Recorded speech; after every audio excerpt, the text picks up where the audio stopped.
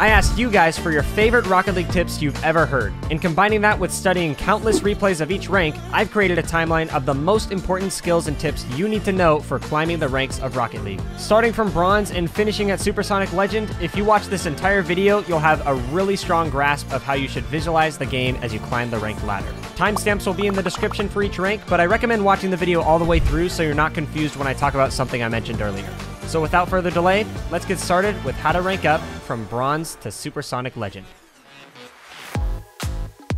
I won't spend too much time on this because I'd be surprised if there are more than just a few Bronzes watching this video. Basically, if you're Bronze, you just need to play the game and have fun with it. The only excuse you have to be Bronze is that you're new, but even then, most new players get placed directly into Silver anyway. So if you're Bronze, just put in some hours getting used to the controls. Rocket League is a unique game, so don't feel bad if you're struggling at first.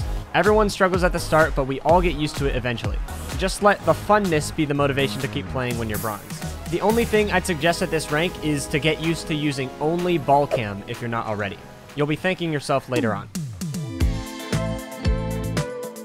The biggest mentality mistake through the Silver and Gold ranks is this ideology. Rocket League is about scoring more goals than your opponent. Yes, this is a true statement, but in Silver, having this mentality will do much more harm than good. Instead of that mentality, try having this one. Rocket League is about getting scored on less than your opponent. Out of all the ranks, Silvers have the worst offense to defense ratio. And by looking through the replays and seeing why these games are so high scoring, it's clearly because of how much people are overcommitting. It's important to realize when you're the team's last line of defense. If you're the last line, you should only push up if you 100% know you can score it. Otherwise, you're causing a huge risk of overcommitting. The key to winning in Silver is not by outplaying your opponents. There's no need to outplay them if they're constantly making mistakes that you can capitalize on. It's all about waiting for them to mess up and then taking advantage when safe to do so. Defense should be your #1 priority. If you treat it like that, you'll be ranking up out of Silver in no time. On a more mechanical level in Silver, I'd recommend getting used to your turning radius at max speed. Lots of Silvers tend to play very slow and make small turns, so by the time they hit the ball, there's no power. But if you hit the ball less often, but with more power, you'll be much more productive than everyone else. Just wait for your moment where you have a free touch, and then slam it into their goal. The best way to get used to this is by just holding down boost in free play and doing big, wide turns to hit the ball, instead of just trying to make micro adjustments. When you're turning, you should be pointing your left stick all the way to each side on your turns, not part of the way. That's the key to efficient and controlled turning. When you reach Gold, this is the point where you should start thinking about some specific skills you want to improve. Up until this point, you should have just been getting used to how your car moves and reacts to your inputs and just the general physics of the game. But once you reach Gold and have a decent idea of how the physics work, you should start to work on the specifics. I'm talking power hits, low aerials, and controlled touches. The last thing you want is to just play the game without actually trying to learn anything, because if you do that, you might end up like the guy with 10,000 hours in Gold. So find something specific to learn that isn't considered an advanced mechanic like air dribbles or ceiling shots, and grind it out until you can do it consistently in game.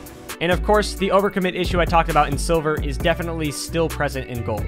So still focus on trying to get scored on less than your opponents rather than actively trying to score more than them.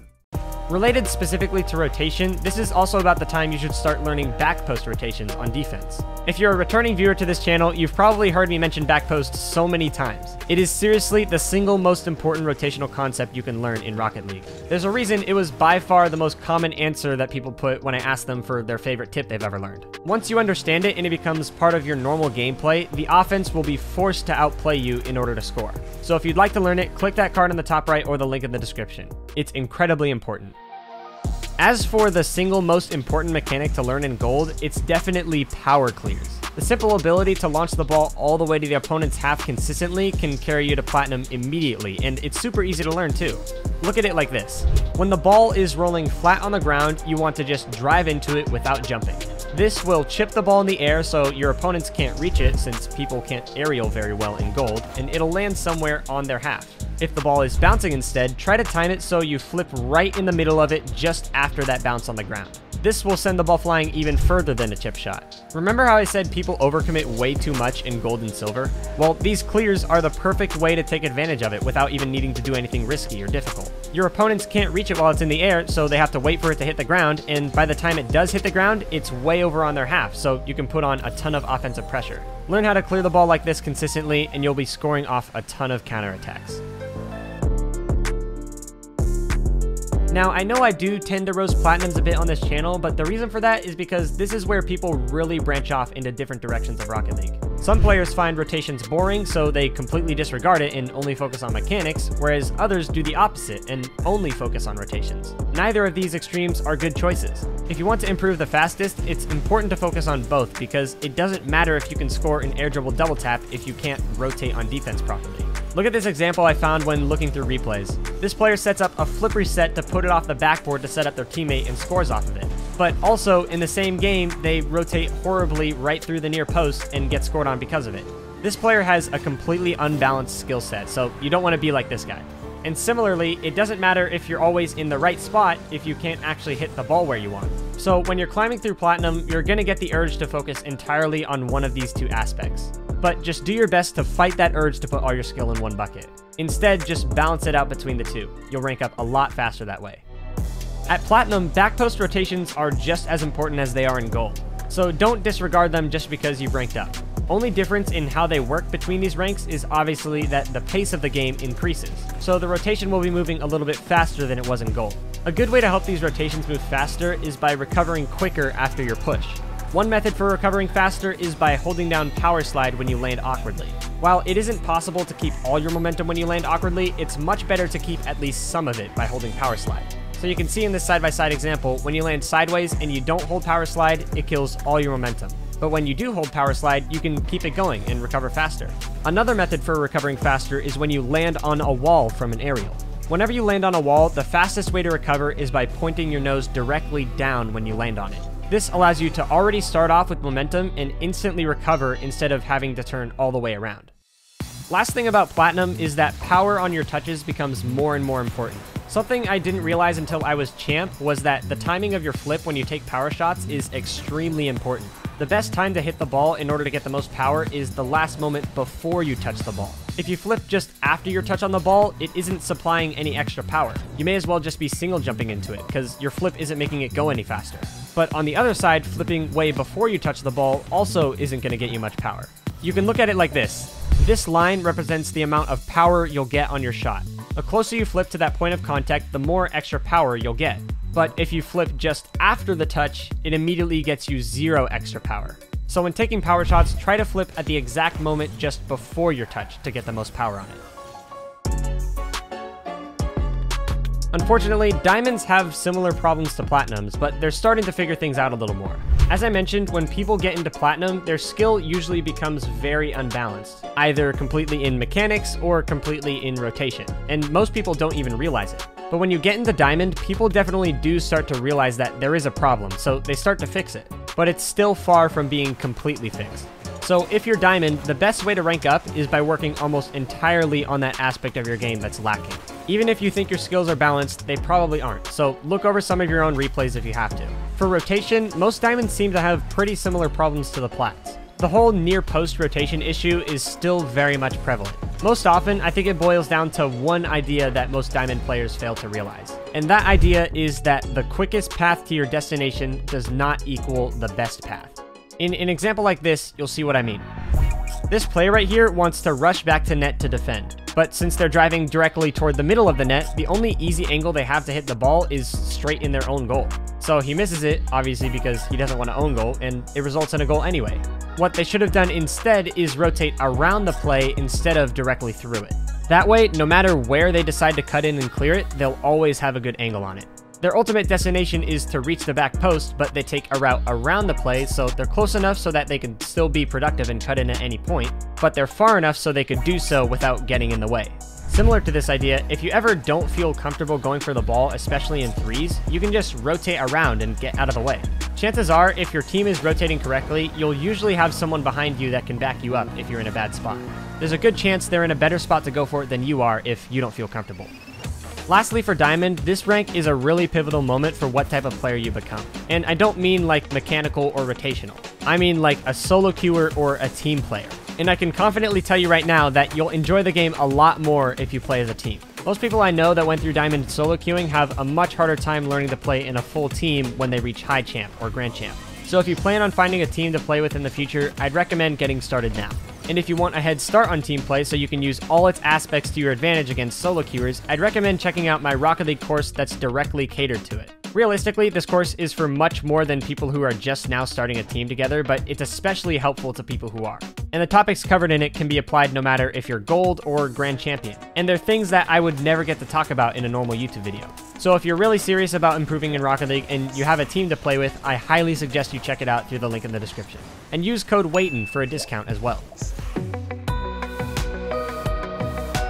Champion is where your gameplay should hopefully become much more diverse. It's okay to have a playstyle, but you can't continue to progress unless you're capable of doing all the fundamentals. I'm talking dribbling, flicks, fast aerials, double taps, air dribbles, all that stuff. You can't neglect any of the basics or you'll get stuck here. Because you should have a grasp on all the basics, the only skills left to learn are things that take a really long time to learn, or you just need to perfect things that you already know. Because of this, you need to be super patient when training or learning something new, because the days of learning something that immediately brings you up a full rank are over. By this time, there are no more big secrets or shortcuts. On top of that, you start looking at rotation a little differently. Instead of viewing it as first player goes, then second player goes, then third player goes, you're looking at it as just filling threatening gaps that the opponents could take advantage of. You should be using this same vision to help prevent overlapping coverage so you're covering as much ground as possible. To help keep these rotations quick and constantly stay into play, it's also really helpful to truly study the mini-pads. Relying on muscle memory from in-game experience isn't enough for the mini-pads. You'll need to spend at least 10 minutes before each session actually going over the mini-pads in free play by unchecking this box in settings and then following the common paths you would take in-game. If there's one particular concept that really takes a step up at this level, it's forcing. Forcing is basically a fake challenge that causes the opponents to send away possession. The idea is simple. The opponents have the ball and you don't want them to have the ball. So you drive up to them threatening to challenge, and most of the time they'll see you drive up and send it away because obviously they don't want to get dunked. So the ball goes directly to your teammate and your team gets possession. And the best part is, you don't even have to commit. You just drove up to them and then they got scared and sent it away. And now you're open for a pass upfield. But let's say they didn't send it away when you were forcing. Well, in that case, it's just an easy dunk for you. That's why it's called forcing. You're forcing the opponent to send it away, and if they don't, you get a free dunk. This concept wouldn't always work at lower ranks because when a player has possession, sometimes they're just completely blind and they don't see the obvious person pushing right on their screen. So you might as well just challenge them normally. But at Champ, people really start reading their opponents, so you can do a lot more complex mind games like that. Grand Champion is nearly impossible to get through if you don't do it right. There are a lot of little things that you need to improve at that depend on the player you are. But there are three main keys that I personally believe you absolutely need in order to get through Grand Champion. The first key is team play. Throughout the previous ranks, team play is something that definitely helps you rank up, but you can definitely get away without worrying about it too much. But at GC, you absolutely need to be supportive of your teammates. One big difference I find with these players is how they treat forcing. At the champ ranks, forcing is OP because there isn't usually someone supporting an attack. So when you force, they have no choice but to either get dunked or send away the ball to the opponents. But at GC, you'll often see a guy ahead of the play. So when someone forces, the guy with the ball doesn't actually have to send it to the opponents. He can send it to his teammate that's supporting the play. This obviously makes defense for the other team a whole lot more complicated. You need to have someone forcing, someone back behind them, and someone covering the pass. Everyone has to be doing their job. If one of those jobs isn't covered, that leaves a vulnerability for an attack. Option coverage becomes super important at Grand Champion, so make sure you're thinking about the play from everyone's perspective. And again, if you want to take your team play to the next level, my course for it is linked in the description. The second key is controlled touches. At Champion, lots of players tend to have a style of either keeping it close all the time or sending it away all the time. At Grand Champion, you can't get away with that. Mixing it up depending on the situation is key. Specifically, getting a single controlled touch and then immediately sending it away to a teammate or a shot on net is really hard to read. You can do this on walls and on the ground. It basically forces the opponents to push you. Every time you're given space, you use it until you don't have that space anymore. This forces the opponents to come to you every single time and use one of their players. So no matter what, you're breaking down the defense at least a little bit. Two-touch plays are crucial, and they're a lot harder than they look since you have to soften the ball to have complete control over it, and then immediately get a ton of power on it when you send it away. So get to experimenting with those because it'll definitely take some practice. The final key to ranking up through Grand Champion is simply the grind.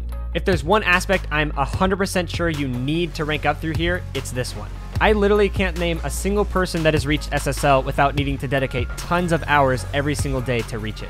You know when you do something for like a really long time and then later that night you're like passively thinking about it without even realizing it? That's what happens when you grind something. Your brain is constantly in that mode of fast thinking to accomplish that specific task. Everything that can be automatic is automatic, which makes it easy for you to make the manual choices. Your brain usually only gets in this mode when you do something for multiple hours a day on multiple days in a row. So when you take a break from the game for a few days, it takes a few days of grinding to get back into that mode again. If you've ever heard pros talking about keeping their hours up, that's exactly what they mean. I just feel like I've kept my hours up all these years. They're constantly playing the game just to keep their brain in that mode of quick thinking. And to get over that GC barrier, grinding is something that you have to do. Grinding the game is just as helpful at the lower ranks too, so I'd encourage it even if you're not GC yet, but it's completely necessary if you're trying to reach SSL. So if you've been stuck in the same spot in GC for a long time, as I know I have, I've been here for more than a year, the key for you may just be to play the game more, because an hour-long ranked session every couple days is not going to cut it.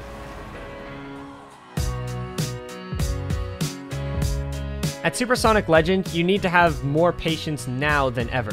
On an individual level, progress with improvement will feel very slow, so it's important to understand what keeps you motivated to keep playing. If you haven't set any goals outside of the ranked ladder, be sure to do so. In order to stay in SSL, you need to keep up that grind. It's easy to take a break immediately after reaching your goal of hitting the top rank, but unless you're okay with immediately dropping out of it right after, taking a break is a bad idea. At this point, the only way to improve at all is by grinding. And if you stop grinding, you won't just remain stagnant in skill from where you left off, you'll probably lose progress. For SSLs, the biggest factor holding most players back is team play as a whole. Being able to solo queue up to SSL is one thing, but working together to improve as a team with the same players in the long term is an entirely different skill. At this point, finding a dedicated coach is extremely helpful to have an outside point of view. Other perspectives on your gameplay are key to keeping yourself in check because you've probably played so many games by now that you feel like your personal style is nearly solidified. But when someone else looks at your gameplay, it brings new ideas that you might not have even thought of before. So if you haven't found a team to work with already, this is definitely the time where you need to. I hope this timeline paints a better picture of how you should visualize ranking up in Rocket League.